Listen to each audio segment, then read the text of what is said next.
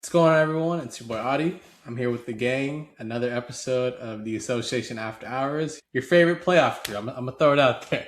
We got Mr. Anush. He's over here on the West Coast. Mr. International. Some of his teams have been out of the race, but he's still very dedicated to the craft. And then we have the man who is back after really emulating Zero Dark 30, Mr. Viggy, Mr. Orlando. So we gave him a pass because his team was eliminated, but he's recharged and he's ready for round two. How's it going, fellas? It's going good. It's going good. Swimmingly. Man, it's round two, and I know Anush and I had a chance to break down some of our predictions. We've seen a couple game ones so far and some game twos, so let's dive into it. Why don't we kick it off with the more climatic game two of this round, the Knicks Sixers. Man, that was a tough one. I actually was on the edge of my seat. I think the Knicks went from blowing teams out by like 30 to having to buckle down. I think there's a lot of takeaways, but I'll pass it. Yeah. Well, what stood out the most for both teams? Vicky, you want to start? Yeah, sure. The Sixers, I'm not able to figure out if they're a better team with Embiid or without Embiid, right? We've had games where they look really good with Embiid on the court, and we've had games where they look really good without him on the court, and then there's been moments where we're like, okay, this is where Embiid would help, or this is where Embiid's holding him back, and so forth. But today, the Sixers came out with the same type of heart and grit that they played the Celtics with, right? And so they proved that even though they might not match up in talent, their grit, their heart, their hustle, and their belief can keep them in any game. Obviously, at the end of the game, I think the Knicks just were a better team, more options. Michael Bridges hitting that fadeaway was like a moment where you're like, okay, cool. It's one thing when Jaylen Brunson takes over, but then you got Bridges and hitting shots like that. It's going to be tough to beat them. Right? So it looks like the Knicks are going to pull this off, even though it's close. Games like this will be a toughly contested series, but it just looks like Knicks have talent. Yeah, I mean, the Sixers made more threes, but they couldn't hit as many shots overall to bring it in. It was, the Sixers kind of had control-ish. Well, not control. I guess they were ahead by the tiniest of margins for throughout the game, and then at the end, the Knicks just kind of overpowered them, and then it just went too crazy.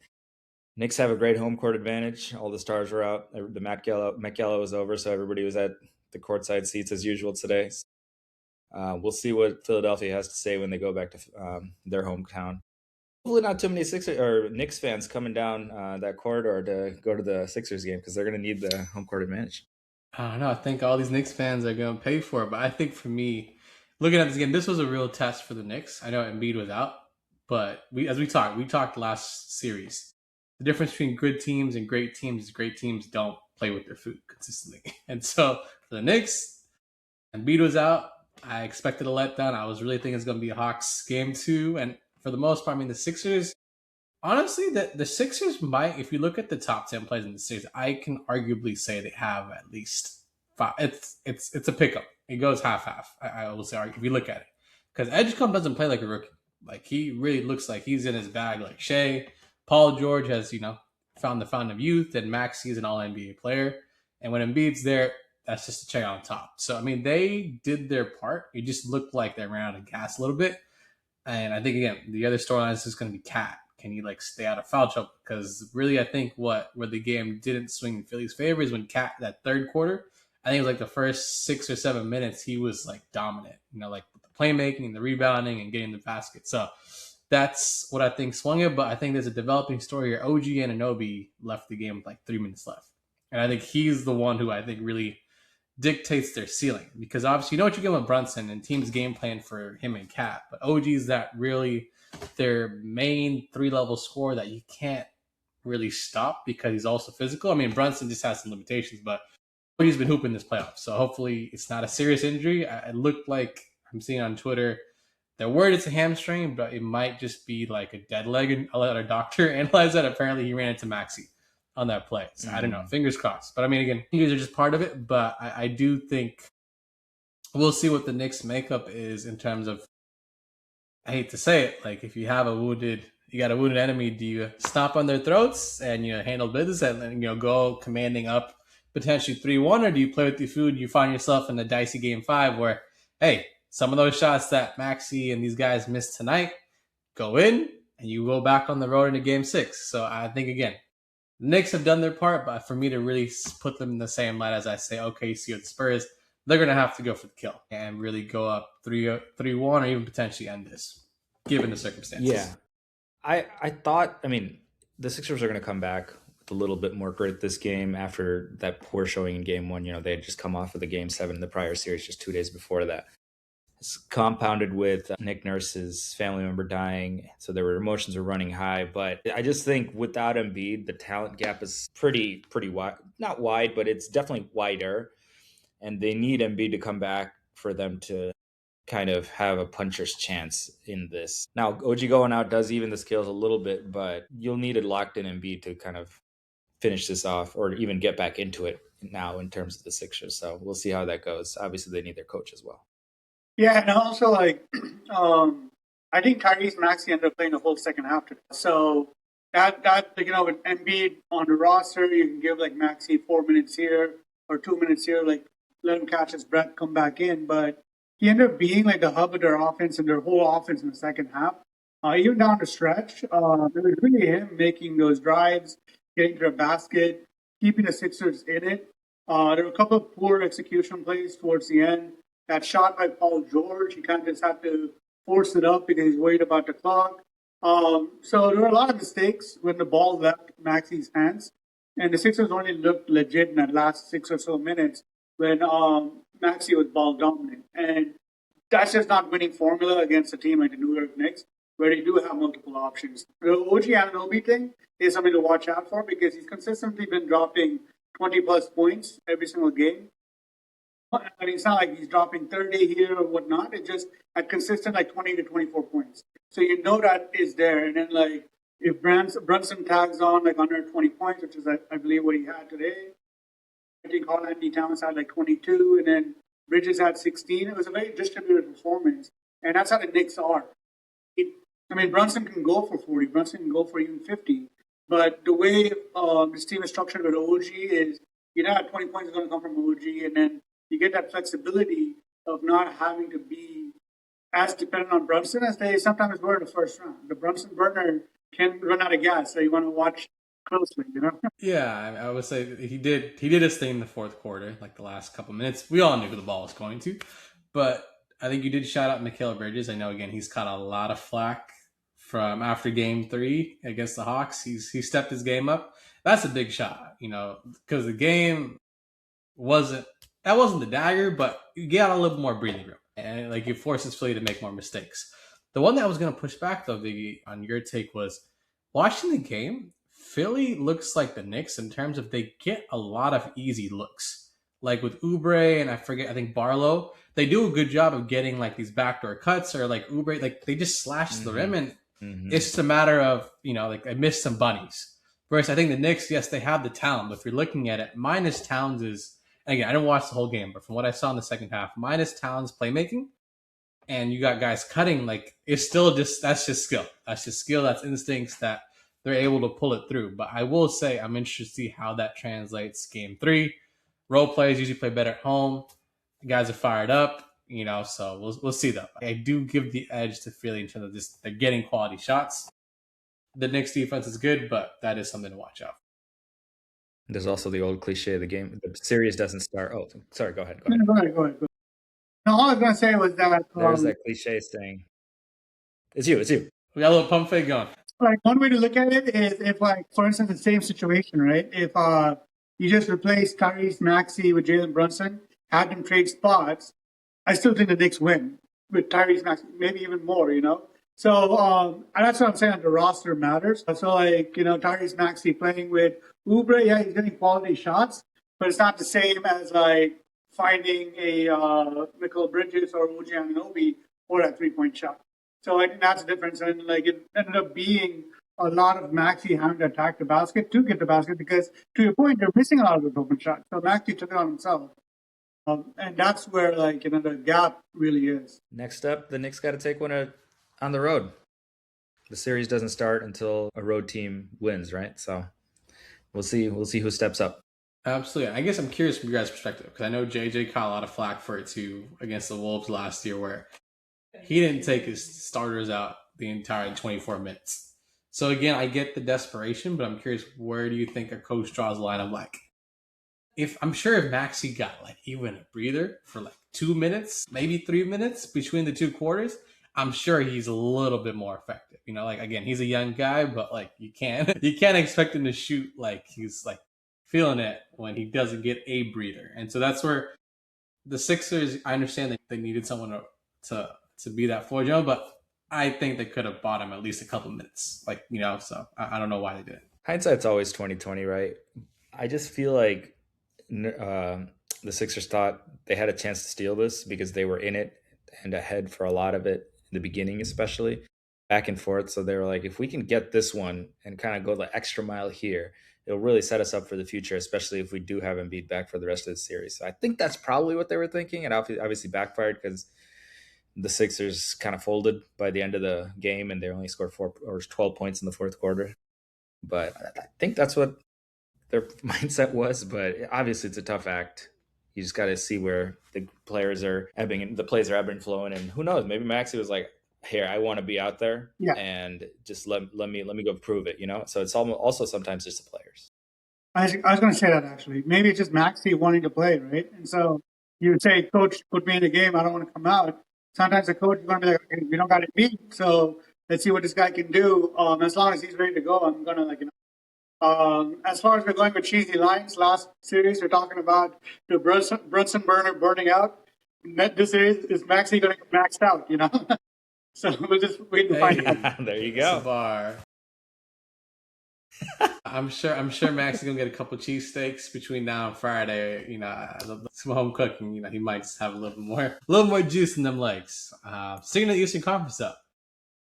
Actually, before we move on, since I think we record next later in the week, who do we have for Game 3 for this series? Again, it depends on Embiid's health, but I'll go Philadelphia. Sure. Yeah, I'll probably go Philadelphia. I think I take Game 3. Going back home, they have it. I mean, they got momentum from Game 2. They were in it. They'll kind of feel a little bit more. They'll feel a little bit more better after Game 1. That was a little bit demoralizing, but they weren't ready. But they responded well in Game 2, and I think they have a little bit of momentum. Being back on the home court, maybe Embiid's back, but regardless, I think the Sixers might pull off Game 3. After that is where you start having questions. So see how Game 3 goes, and then we have a better idea of is this going to be a 5-game series, 6-game series, or even a 7-game series. Yeah, I think Philly has the juice going back home. I think also Josh Hart's finger. I don't know what that is, but yeah, I think Embiid will probably play Friday. I mean, that's about a couple days. About OG, right? I don't think. We don't know about OG. And we don't know exactly. about OG. So I think Hart. Good point. For sure. Embiid's injury report was just like his hip and ankle. I think a couple days are off. I think he'll give it a go. So either way, I think Maxey, VJ, or Paul George has a big game. Crowd gets behind him. You have someone like Quentin Grimes gets a couple threes.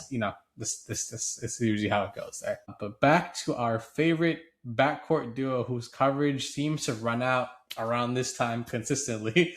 The Cavs and Pistons. I swear to God, every year, man. Their State Farm. I don't know what. Yeah, I think State Farm expires like May 16th. So it's right on cue. It's looking like based off Game 1, but I guess what was your takeaway? I think for me, I was surprised because they were in the game until like the last 5 minutes where I think Caden Durant just made a couple plays.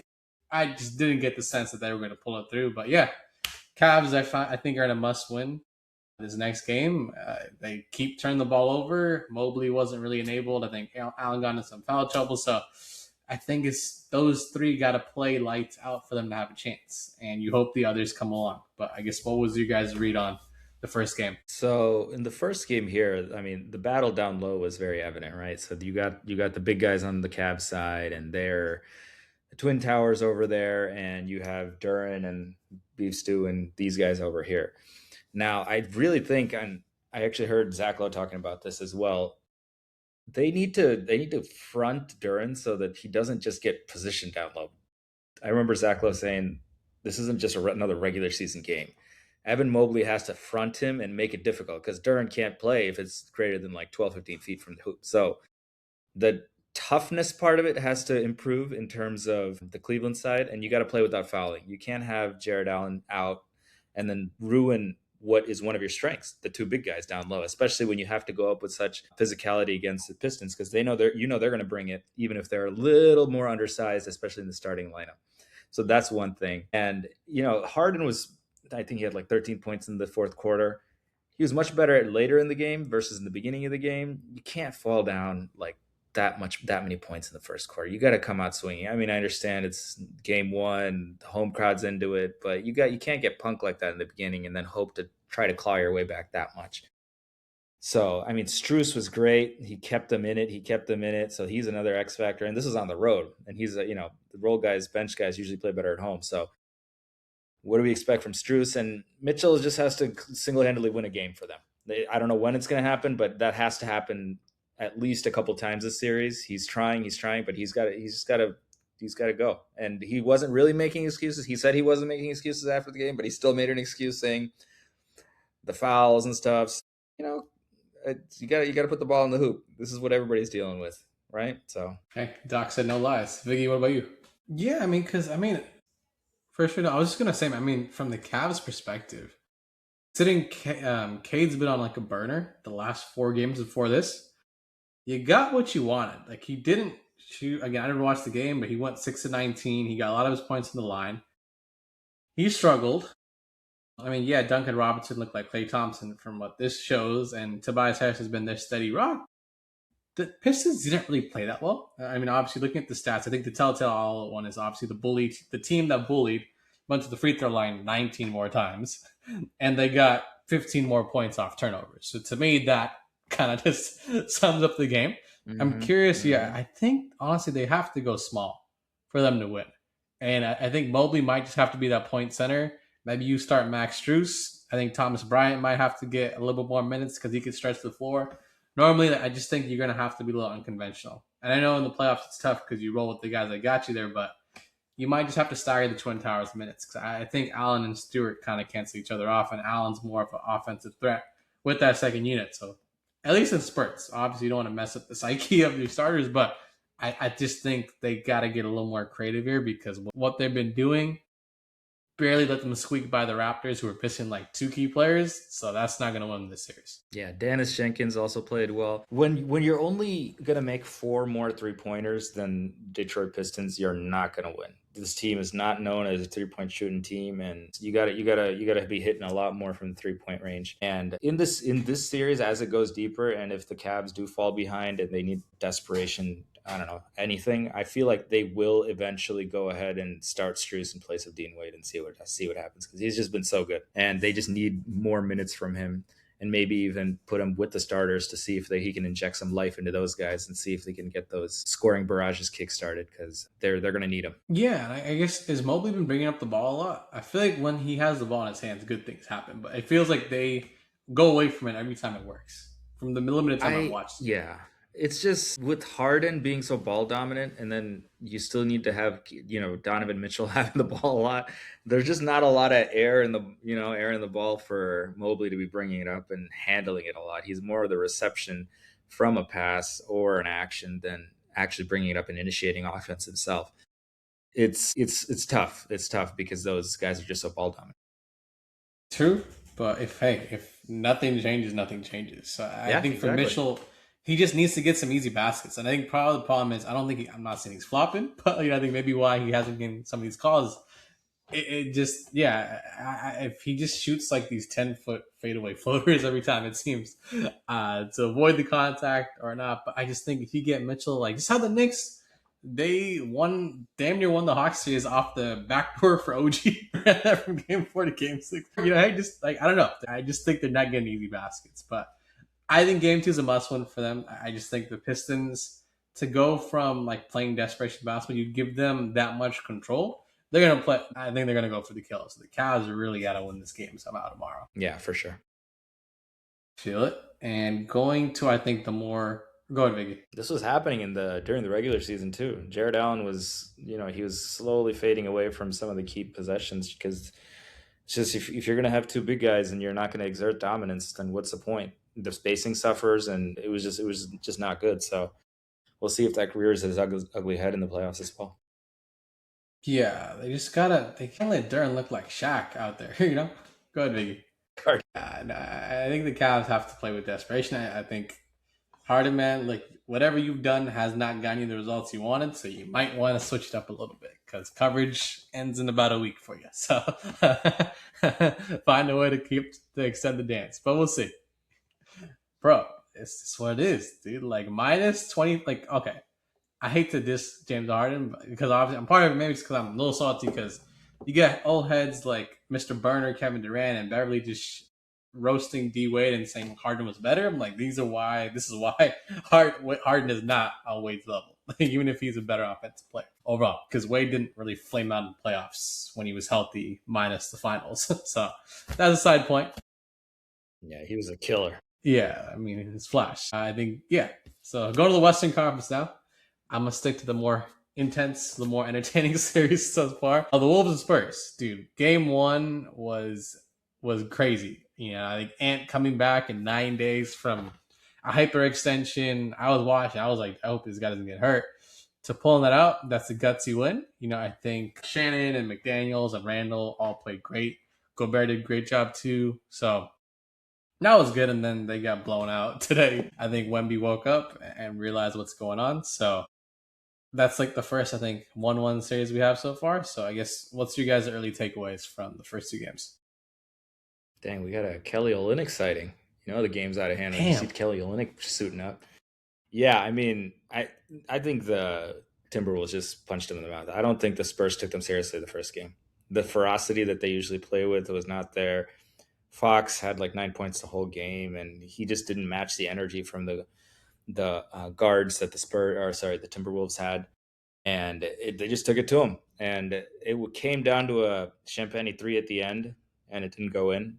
So you know, despite them looking so bad and losing, they only lost by a little bit. There was a controversy with all the blocks. Were they actual blocks? Were like 5 of them goaltends? Were there a lot of fouls? There's all of that stuff going on as well. Either way, I mean, the Spurs came back game 2. They answered a lot of questions. They exerted their dominance. So it's impressive. And that's what I was saying before the series, right? I mean, the Timberwolves are not going to be scared. You can't be scared of the Spurs and Wembanyama. That's the main thing.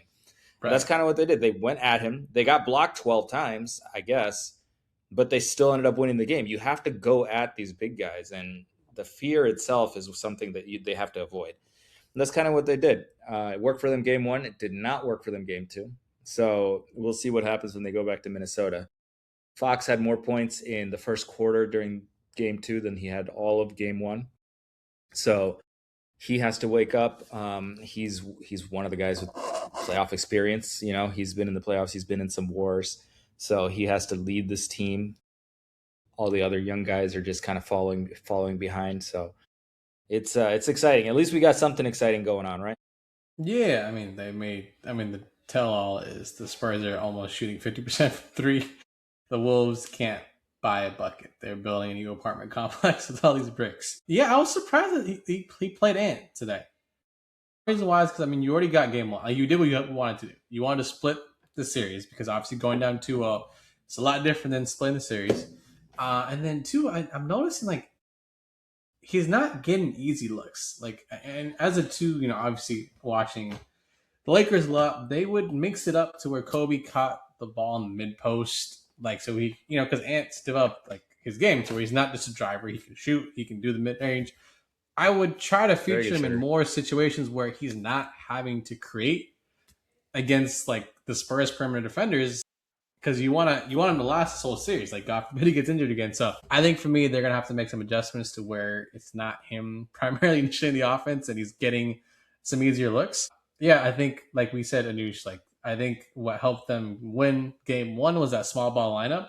They're gonna have to lean on that a little bit more. Not saying you don't start Gobert, but they just started off flat. So credit to the Spurs, they came back, but game 3, I think, is a must win. Like, you just got to stack as many wins against the Spurs as you can because they just have a cheat code that no one has the answer to. Viggy, what's your thoughts on like this series thus far? Connection, we got him. Okay. Damn, Orlando internet. Whoever the providers, that step your game up, man. You blocking our blessings, like, you know. So like, step your game up. Xfinity. I don't know who. I don't know who the providers are in Orlando, but I'm calling you out. Give my man a refund. Yeah, I mean, Randall fronting Wembanyama worked the first game. Didn't really work the second game. The Spurs are going to make adjustments, right? They're a good team, so they came backfiring. You just have to match energy levels, and hopefully the Timberwolves can come back and make it a series in the third game. But I do think whoever wins game 3 has almost a 90% chance of winning the series, because you just exert a lot of pressure on the other team.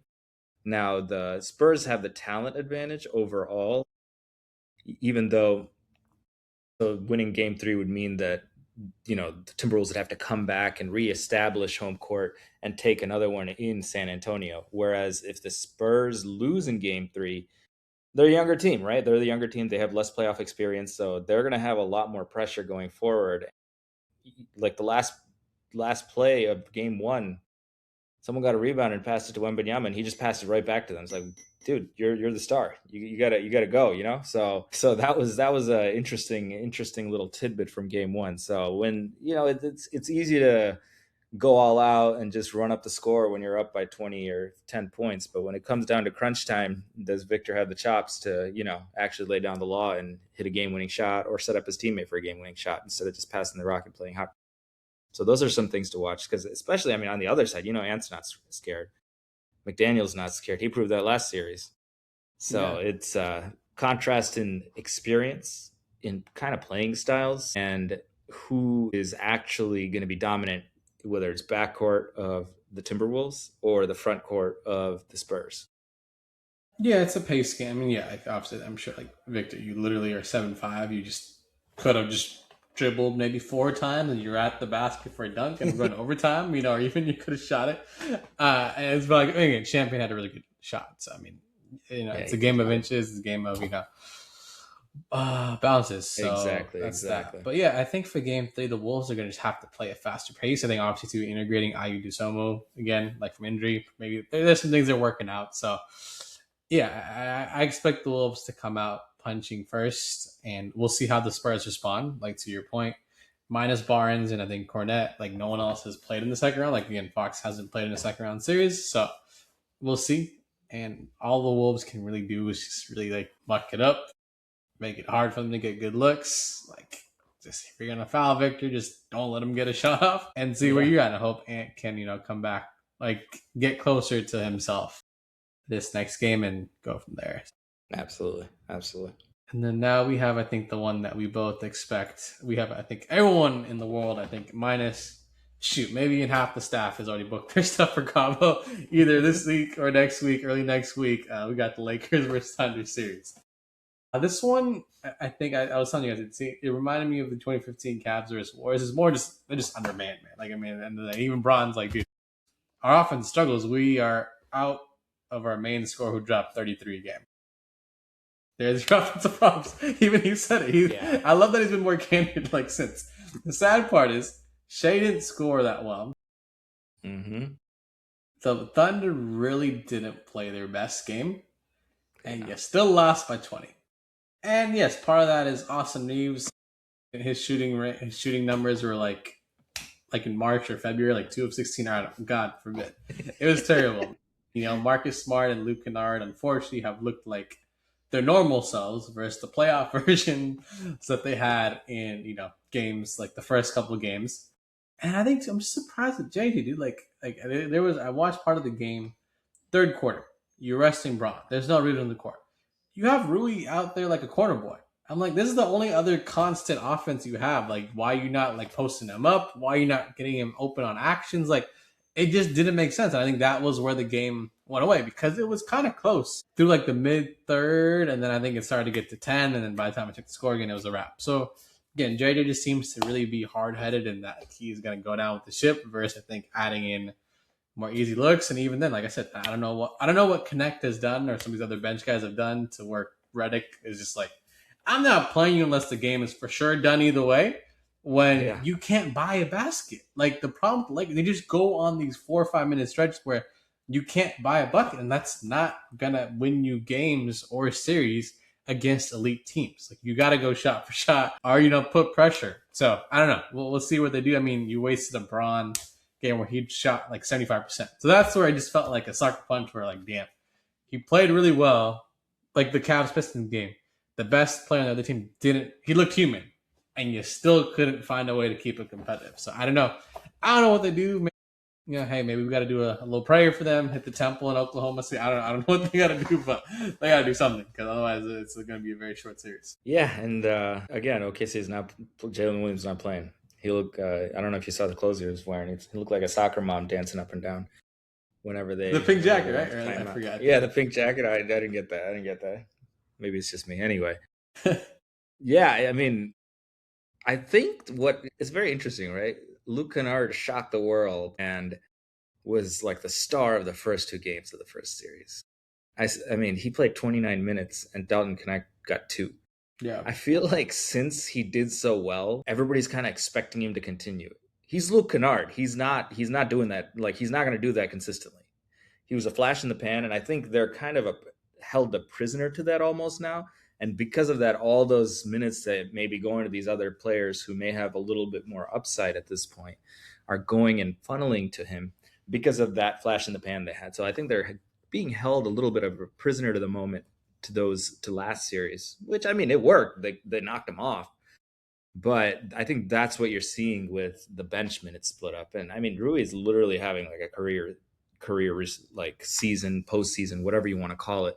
So I agree. I mean, I don't know if he's the greatest on-ball guy that could create a shot for his own, but he's definitely a great secondary guy. How much money is Austin Reaves going to lose in the offseason with this postseason? Like, this is crazy. How is a team going to pony up for a max contract when he can't hold up as a primary or even a secondary option? I mean, I get it. Oklahoma City, they're not going to make it easy for anybody, but you can't be shooting 3 for 16. You got to. So that'll be an interesting subplot. I mean, we all expect Oklahoma City to advance, I guess, just because of the overt. But these other things is what I'm going to be watching for. Reeves' contract after this year. LeBron is proving that he's not done, so that'll affect his contract status for next year.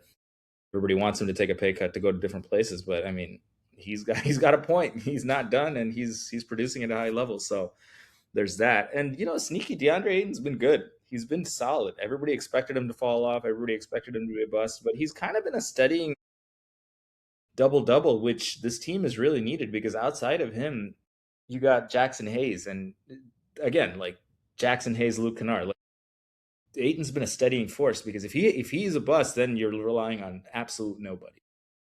A couple silver linings in the Lakers and some interesting stuff to watch for, but overall, it's just Thunder just come at you like gangbusters and they just don't relent, And AJ Mitchell had a chance to shine a little bit more. He took actually 16 shots, and he's been a stud all year.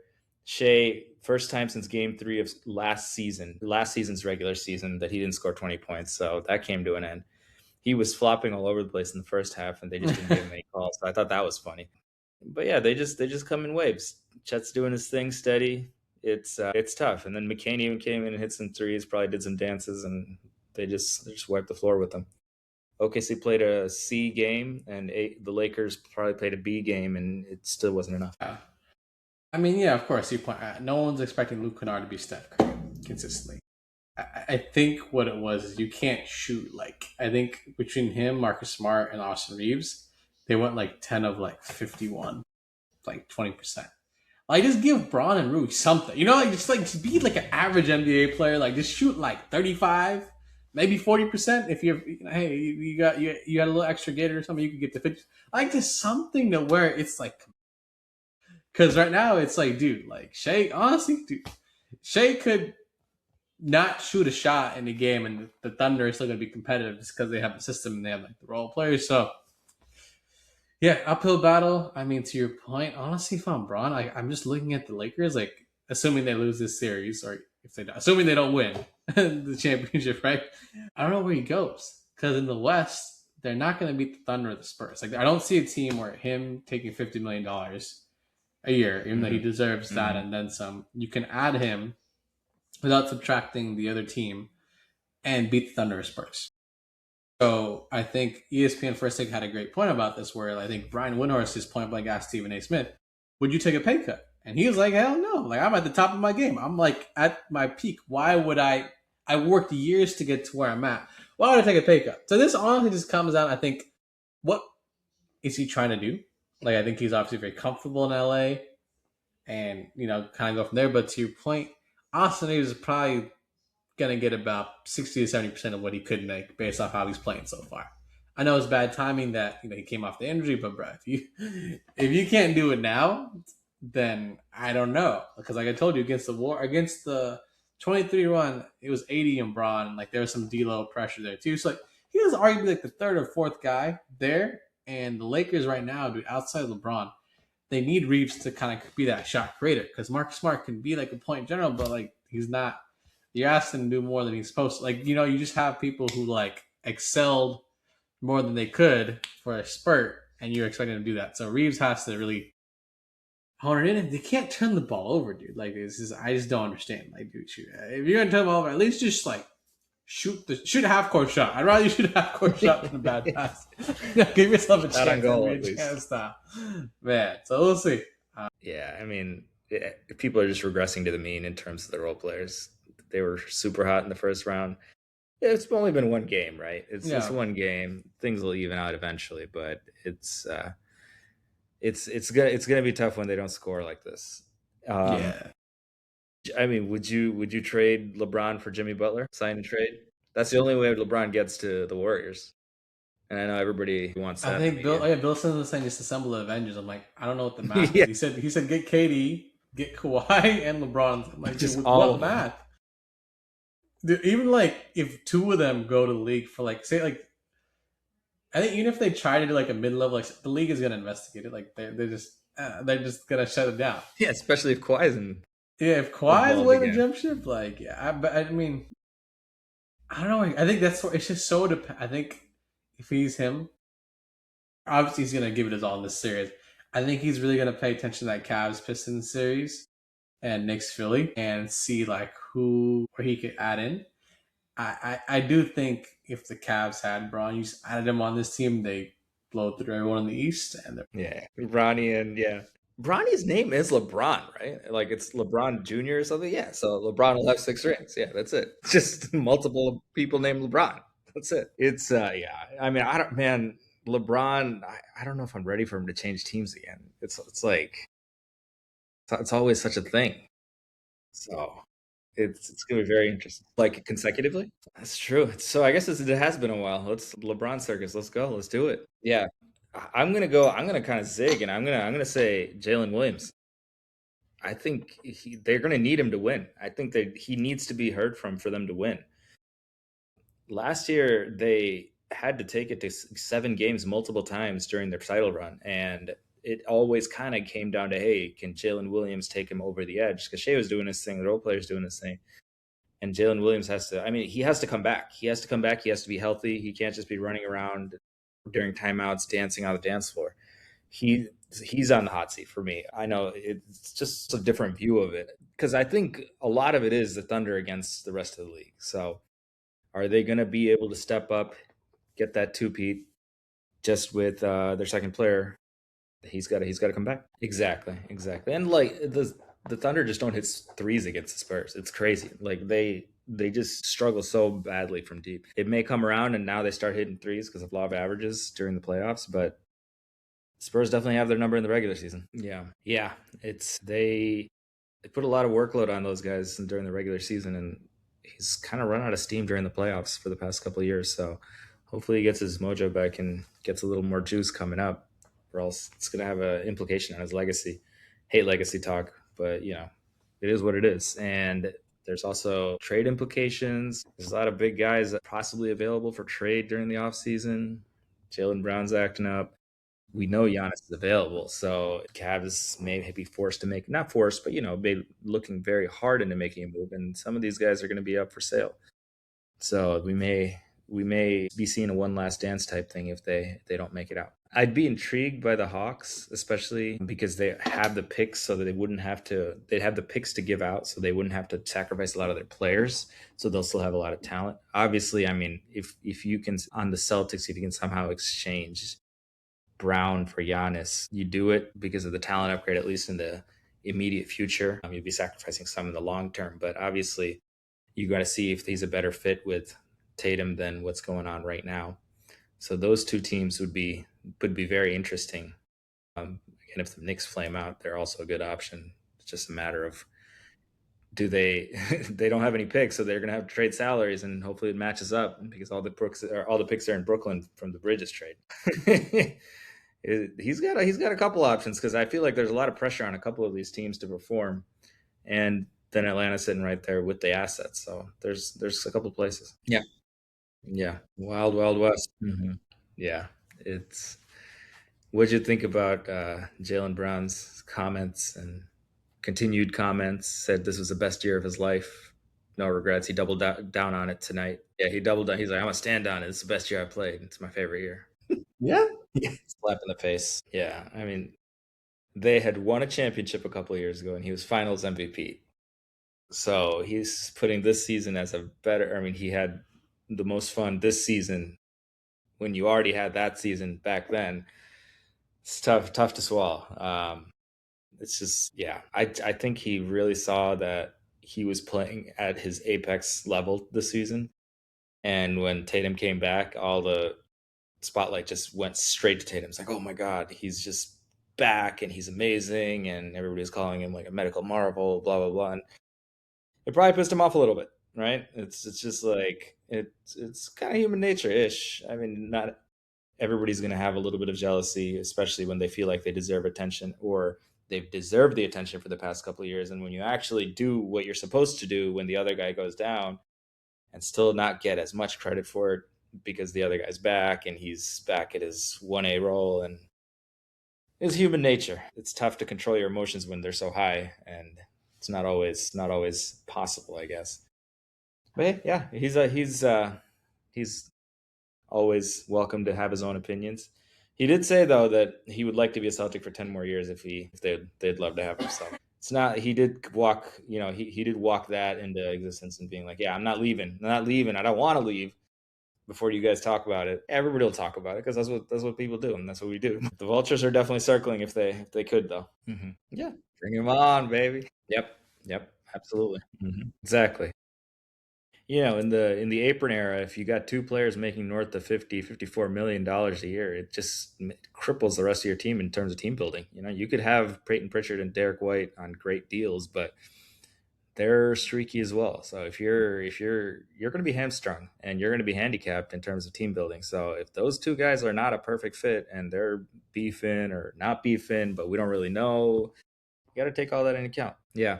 Who do you want? Sorry, go ahead. The draft lottery is this Sunday. That's usually it's on like a Tuesday it's usually on a Tuesday or a Wednesday, but it's this Sunday. And that's going to dictate a lot of things in terms of trade value, trade assets, just in terms of franchises moving forward, the direction.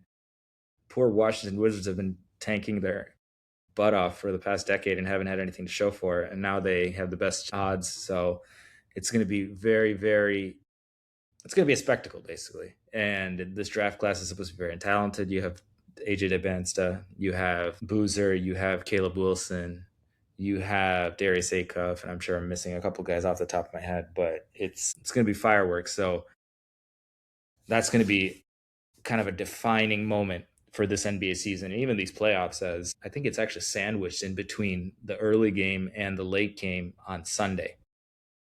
So regardless of what happens in both of those games, that'll be a huge topic.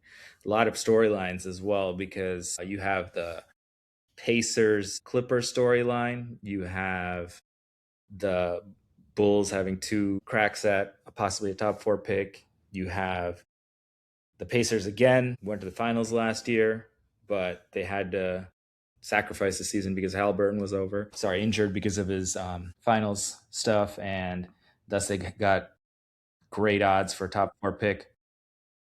A lot of good storylines. What do you think about the lottery coming up? Yeah, I mean, I think. I saw a meme, dude, where apparently the Thunder might get a top 4 pick because of the Clippers still. Yep, exactly. So that I'd throw that one out there. That would be devastating. Nobody wants to see that shit. Who do I think really needs it? I think. I hope the Pelicans don't get it because they always suck. The Hornets they won't get it. They won't get it because they owe their pick to the Hawks. So in the DeJounte Murray trade? No, as a part of the Derek Queen trade from last year. Shoot. So that's another reason that the Hawks are such major players in the trade market this offseason. They could just flip that young guy for an established star. Yeah, who else? Who else has been terrible this year? Obviously the Nets. Oh, the Nets don't have any picks though, right? Because they traded like No, everything no, for. they have picks this year. I think next year Okay. they don't have their pick. Yeah, it's we got a lot of things going on up top, and then briefly talked about the Pacers right before this. They're in a dilemma where they have to get a top four pick, but if they get a fifth or sixth pick, then it goes to the Clippers, and then if it's below that, then it goes somewhere. It might go somewhere else. I don't remember exactly, but there's a lot of implications, Let me see who especially else was. Go on, go on. because it's the Pacers, it's the Wizards, it's the Nets, it's we got Utah in there. Utah's never had a number one overall pick ever in their franchise. Really? Ever. I think there's six teams that have never had the number one overall pick. Your team is one of them, the Lakers. The Jazz is one of them. I think the Kings is no, the Kings had a first overall pick. Kings is the other really bad team. Oh yeah, I was just gonna say I just saw it. So it looks like it's the so the Wizards, Pacers, Nets all have a 14% chance, according to ESPN, and then the Jazz and Kings have 11.5% chance. Who's actually good this year? I'm surprised Cam Boozer's son is like rated that high. Now, obviously AJ, I'm gonna butcher his last name. AJ DeBonsa. Yeah, Debens. If he goes to the Wizards with Trey Young, Davis, and Roberts, that could be interesting. That could be interesting. Yeah, I didn't realize the Hawks had that many picks. No one else has picks, huh? I don't think I need to connect. I mean, with the Thunder, I mean, hear me out. I was gonna say, with the Thunder, just to make it to be the number one public enemy, should they try to trade for Giannis with all their picks? Like just to just really stack it on purpose. Yeah, Like I they might mean, just do it. why not? Why not? Right? Shoot. What else are they gonna do with all the picks? They're gonna run out of room on their roster. Yeah, Roster all these picks. They're not gonna send everybody to the G League. They already have a deep roster. What are they gonna do with those guys? yeah, They got to consolidate and package for a better player, a star. So, yeah. I mean, it's just a matter of do they want to keep beating the beast, you know? Do you want to make them better? That's the thing. Does Philly have any picks or no? They're in the playoffs, right? So Yeah. they will not be in the lottery. Between the Heat, the Hornets, I think the Bulls have the Trailblazers pick as well as their own pick. And then Okay, there's see, hey, there's hope. There's light at the end of the tunnel, Noosh. Don't worry. two bites at the apple, buddy. We're locked in for Sunday. We're locked in for Sunday between the two games. For sure. Who do you think is best for the league to get the number one pick, though? This all like I believe there's a little bit of gamesmanship here. So who do you think which team deserves to get it, and like it's better for everyone if they get it? So that's a very loaded question, right? Who deserves to get it? Do they deserve to get it because they tried really hard and still lost, or do they deserve to get it because they tried really hard to lose every game? We got the Yeah. Wizards on one end of the spectrum. They tried really hard to lose every game, and they were embarrassed with the 80 point game by Bam. Bam. And it was like, okay, that's a stamp. You guys are so bad. We're going to embarrass you with this historic scoring performance. So is it that way? Or do you want to go with, the Kings tried. We're missing our boy Viggy. He would be so passionate about this topic. I know. The Kings, it's not like they were trying to lose. They tried. They just have horrible team building. It's just not working out. So is that ethical? I guess it is ethical. They tried and they still lost. And then you have the Pacers. Yeah. For the most part. And then you have the Pacers. Yeah. They were good and they're going to be good. And they just had their superstar player go out one season. And then somehow Zubac just sat out the whole second half of the season after he got traded there. So those are like three different branches of deserve the first overall pick. Yeah. So, I mean, what happens if the Warriors get the number one overall pick? Does That the league changes want a that? lot. Because they want Steph's final years to be a little bit better so that the league benefits from that. I mean, they're already on prime time every other week anyway, so Yeah. that's a subplot. What Yeah. do you think? I think I could see the NBA wanting the Wizards to get the number one pick. It's like nation capital. There's a historical context. I think from a revenue standpoint, that them being relevant is probably better for the East Coast. I think they've been so bad for like almost I'm sorry, they made the playoffs in 2021, I think, last, if I'm not with mistaken. So Westbrook. it's about to be 6, 7 years, yeah. So I would say them, potentially the Hawks too. I'm gonna go Wizards. I think the Wizards Wizards. would be the team they'd want to like build some buzzer because you gotta remember NBA looks at it from revenue standpoint. You know, it's all a business at the end of the day. So for them, That's true. That's true. yeah, I mean Brooklyn just I doesn't have a have, yeah. compelling storyline. No, no. It is interesting because Brooklyn doesn't have control over their pick next year. So they have urgency to win next year because they don't want to be giving another team some juicy draft stock. So that's something to Win keep with in mind. what? That's the thing. That's the thing, right? I You got mean, dude, you got MPJ putting up empty stats and yeah, chilling in Brooklyn, and that's it. Like, what's going on? They had like 4 first round picks or something last year, and nothing to show for it. yeah. But the Bills gonna come due next year, so they got to do something about it. For sure. I think MPG has been known more from his hot takes on his podcast and his streaming with Neon recently than his basketball relevance. Oh, the Yeah, Nuggets could have used him this year. Like I think they messed up with that trade. absolutely, absolutely, Yeah, absolutely. Porter Jr. is not the answer, and I think honestly, I'm sure, respectfully, most of those players on that team blend in with everyone else on the subway. I don't think anyone's standing out. Like, no one can Other recognize than the height, even players that, 3 through 15 on the Nets. but your comment about like DC sports Yeah, and the basketball scene there, I mean, it's just been dead for so years. I know a lot of yeah, DC people, and they care more about the college scene than the pro scene because it's just been so dead. There's yeah. just no hope. But they have a little glimmer of the Trey Young thing, the Anthony Davis thing. Sar was pretty solid this year. And now they have possibly the first overall pick. So this could be huge for that whole area of the country that has just not cared about the NBA for so long. So it could be huge. I'm just throwing it. Hey, you got the Prime deal, you got the Peacock deal. You're trying to get more money out of it. And so, if more people are not maximizing that right now, I think that's just my hunch. We'll see. We could look back 2 weeks from now and be like, yeah, we were totally off the mark. They wanted Sacramento to win because that's the state's capital for California. So I don't know. Yeah, I think, man, a lot of good takes, a lot of insight. We'll see how the rest of round two shapes up this week. I think we got game twos coming up on some of these tomorrow, and then obviously some game threes Fridays. Let's see. May the best teams win, and hopefully there's more entertaining basketball and not 30-point blowouts. So that's my only wish for Lottery the next luck, two halves. lottery luck, lottery luck. Yes. So if you're watching, please bless the Bulls with a decent pick so they can turn the corner on the Io from more. No, I'm Exactly. playing. I'm playing. All right, man. Well, with that, folks, that's us signing off on this episode of the Association After Hours. Peace.